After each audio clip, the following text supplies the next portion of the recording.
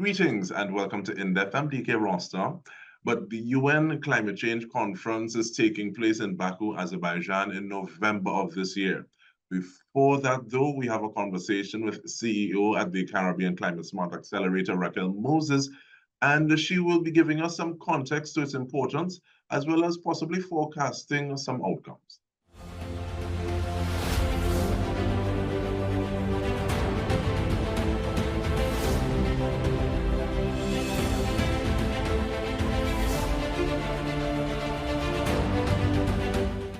Hello.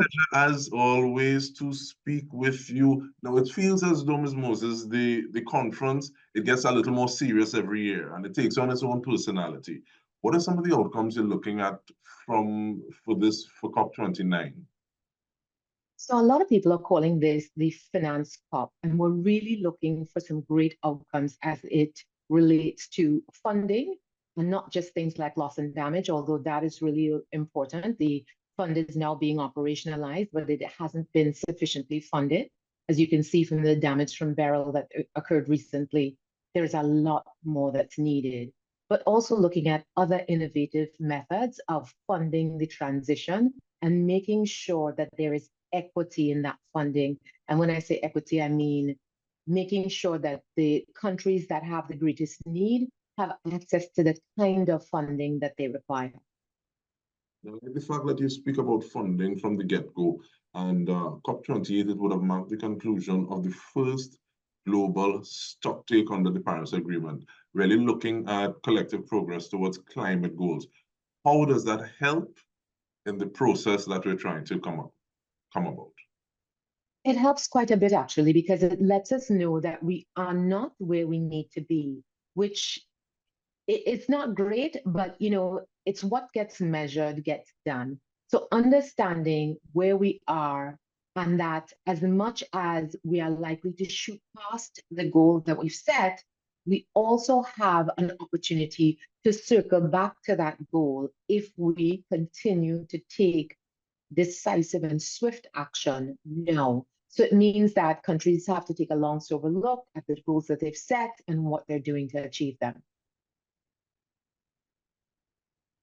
We are creative, and we may have answers to our problems, but those require resources that we may or may not have.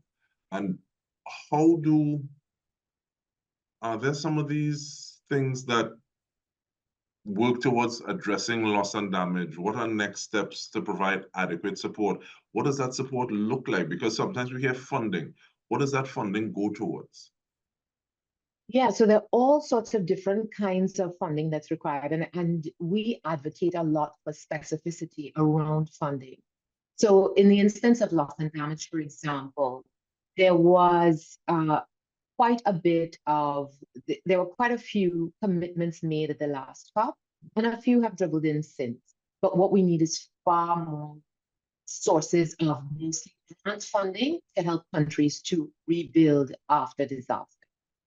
And that's one kind of funding. But what we need, as much as we need that, are sources of funding like grants and equity.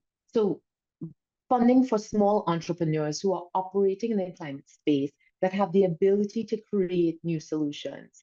I had a call with a gentleman that's doing seaweed farming, and that is sequestering carbon, but it's also creating high-value products. And you want to make sure that those kinds of entrepreneurs have every opportunity to create those solutions that can not only help us in solving the problem, but can also build our regional financial sustainability, so that when we are challenged by the impact of climate change, we also have this economic resilience, not just as individuals, but collectively as a small island developing state. Where do you find people like that, or where do people like that find you? Because sometimes you hear that this person is doing something and you're like, really? Where?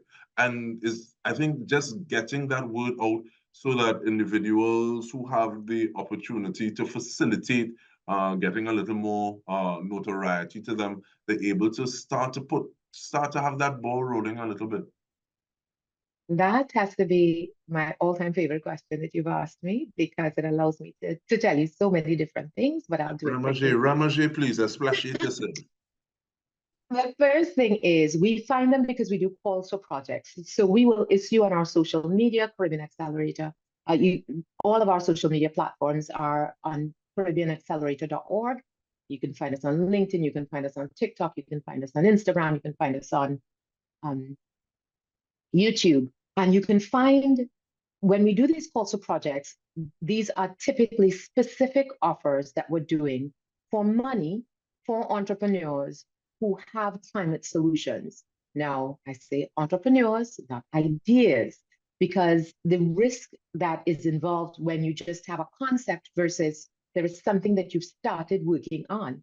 And I don't want everyone to rush to our website at once to say, I want some money. But if you're an entrepreneur with a good solution, we do want you to rush to the website to say you want some money because we want to help connect you with sources of funding. But we have several requirements. We need to know that you have sound financials, that you have potentially registered the business, that you understand what your board looks like, and all of these good things. And where you don't have those things in place, we also have a suite of free resources that you can access that can help you to get to the point where you would be ready for funding from us or some of the people that we are able to connect you to. But the Caribbean is teeming with great ideas and great solutions. You're seeing all kinds of people building food security, innovative ideas around renewable energy, people creating solutions through recycled products. There are so many brilliant ideas, and I have a feeling that we have not even scratched the surface. Some people say necessity is the mother of invention, and I want you to take that idea a little further in terms of the answer that you were just giving with regard to, okay, it's more than an ideation, it's more than an idea, because the road to hell is paved with good intentions. You need to have skin in the game, and you're saying, okay, well, yes, this is working, and if I have the resources to scale it up, it can do even more, it can do so much more. But speak to the role of those small entrepreneurs who are lean, they are able to move, they are agile in terms of developing responses that can hopefully be scaled up. How do those fit in within the landscape of what it is we're dealing?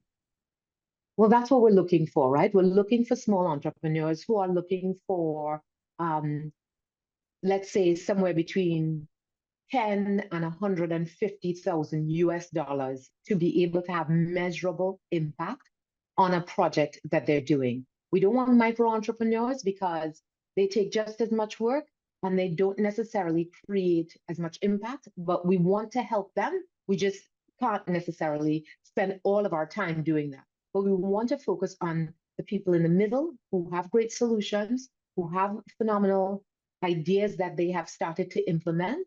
We're seeing so many great things, and we have the ability to connect you with funding. But what we have seen is that so many of them are not quite ready.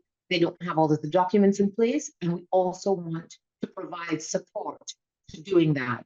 What we have our Climate Smart map at map.caribbeanaccelerator.org.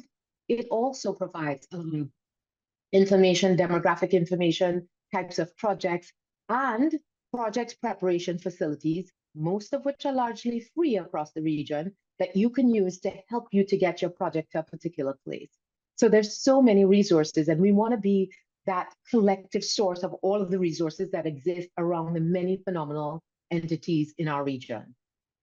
I'm very happy to be able to commit to trying to, especially those that are within our shores, Trinidad and Tobago, although we are looking at the region as well. We want to get some of those names, we want to get some of those people so that we can share what is already on the ground so that we can continue that groundswell. And on that note, we take a short break, we come back with more. We are speaking with Racquel Moses before COP29, but we're talking about so much more. Stay with us, we return now.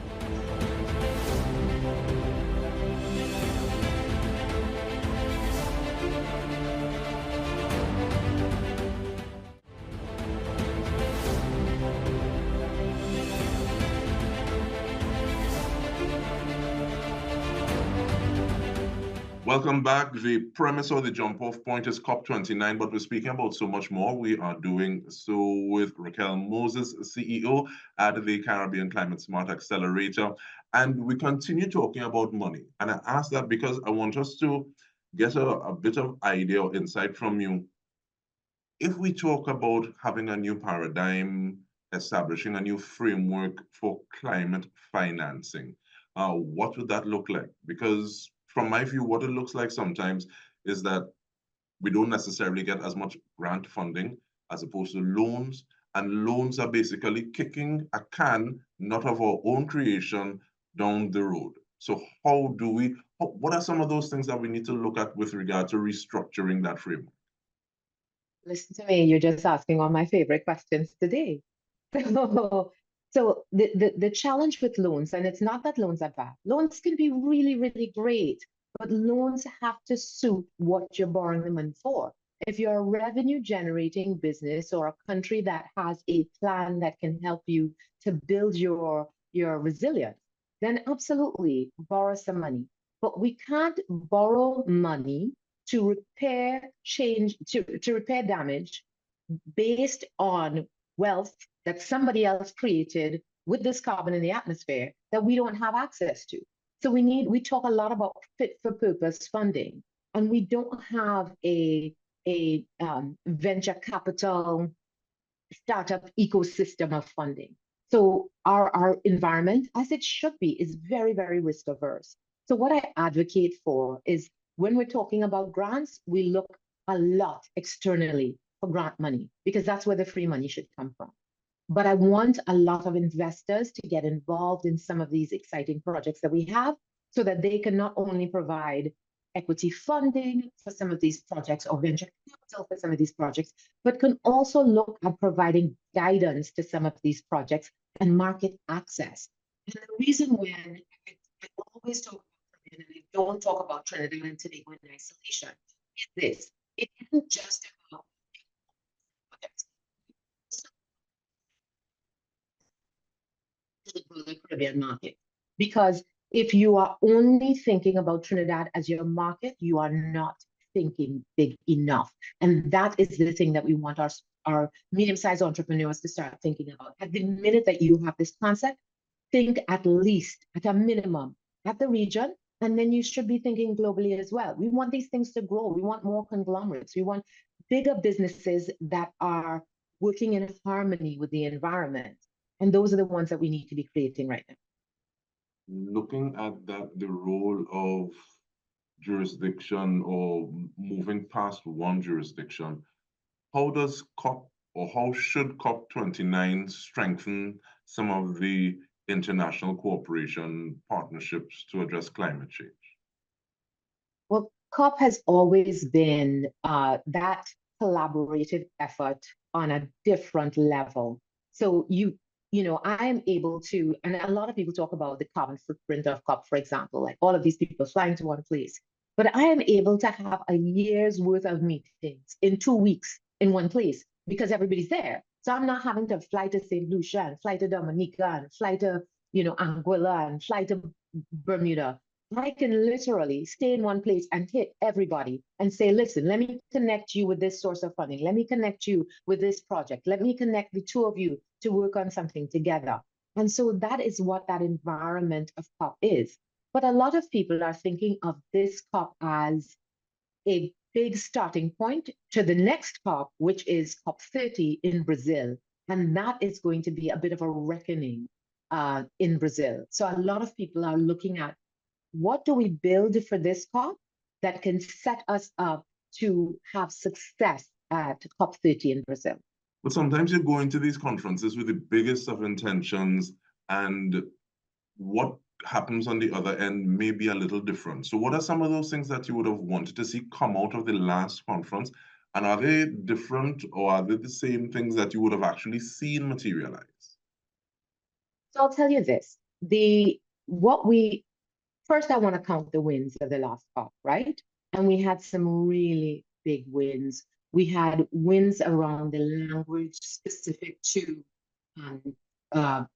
hydrocarbons and their contribution, and that was a big win.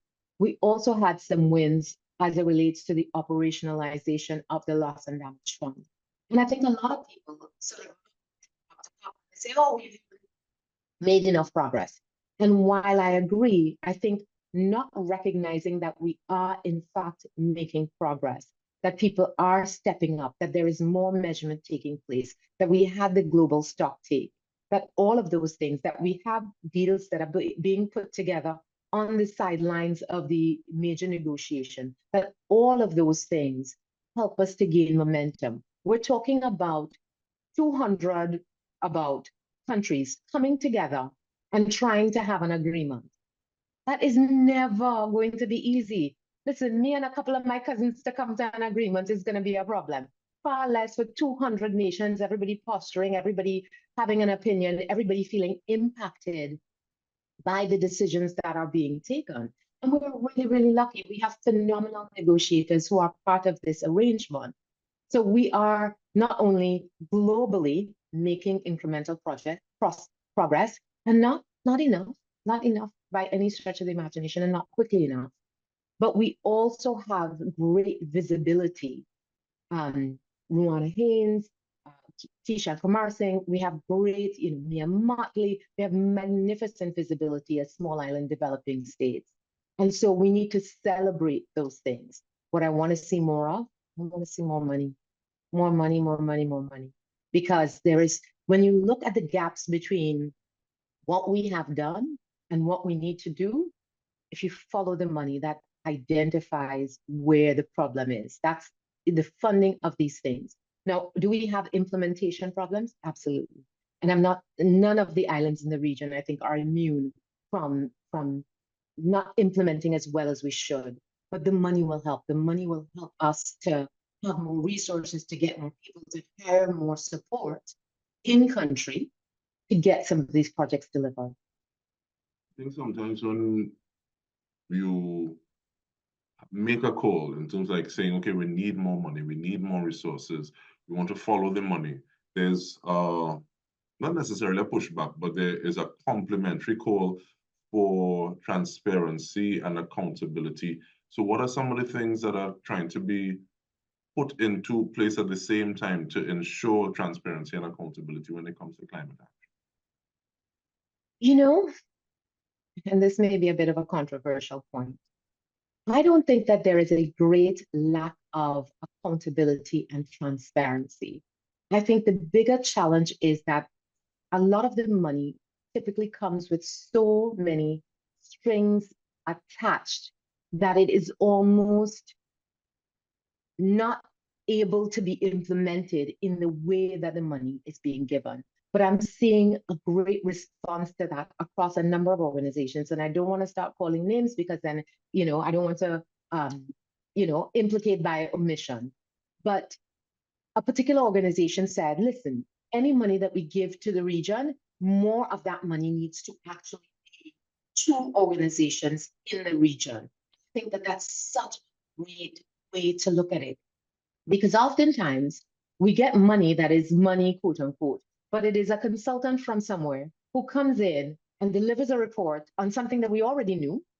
And we have no resources to implement this so-called strategy that we already knew. So we need far more support to build our own capacity.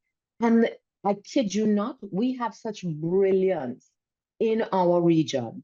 People who are working at NOAA, and people who are working at Tides Foundation, and people who are working at some of the UN, largest organizations across the globe, implementing policy for others. So there is no lack of talent that we need. We need more resources that can help us to implement the solutions that we already knew. And with that, I want to put pause on this conversation and say thank you very much, Racquel Moses, and all the best to all of us. Because if we don't subscribe and if we don't do what we need to, there will be so much less more of what we enjoy at this point in time to go around. And on behalf of the entire TTT News team, this has been In Depth with me, Dike Rostant. Thank you so much for joining us.